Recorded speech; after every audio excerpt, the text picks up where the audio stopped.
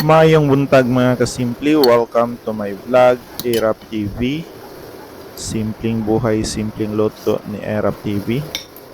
So, for this video mga kasimple, magluto tag gulay na walang kamatayan. So, ang atong gulay karon kay kuan siya, sari-saring gulay. So, naatay sikwa o niya naatay baggy beans unya naatay sayote nya maora ni atong lamas mga kasimple no. Siling atsal unya bombay og ahos. So ato ra ni siyang gisahon, so ginisang gulay mga kasimple. Unya ang atong subakay giniling. So mao na siya mga kasimple no. Ato nang gigisa ang ato ang subak. Unya gitimplahan dayon gisunod na butang ang ato ang sayote.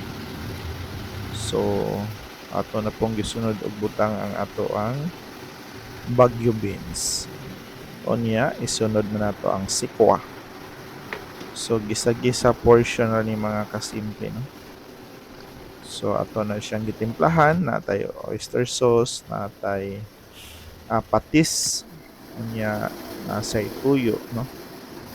Of course naluto na gid siya mga kasimple. Simple kay siya nga sudan, unya iparis na to sa atong fried rice. So mamahaw na pud ta mga kasimple no. So inana nga sudan mga kasimple no, maluto ra siya mga 20 minutes. So dali ra tang makapamahaw mga kasimple.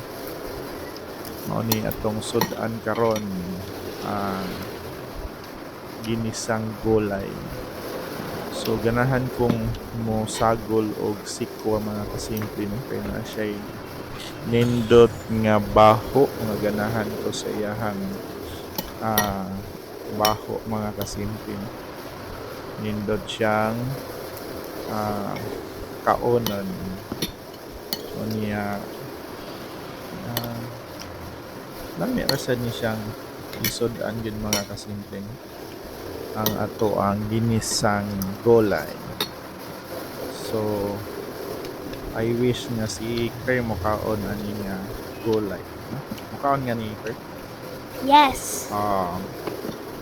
Mukaon din akong baby boy. Yeah.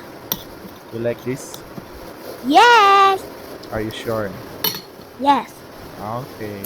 What is that? Vegetables Vegetables and and ginaling. ginaling. Wow. Okay, so thank you so much no mga kasimple. Mao ni ang ato ang entry karong adlaw. So daghang salamat sa tanang mga nang like o nang follow sa ko ang mga video no. Simpleng buhay, simpleng luto ni Erap TV. So thank you so much unya amping tangtanan. Bye bye. Bye also.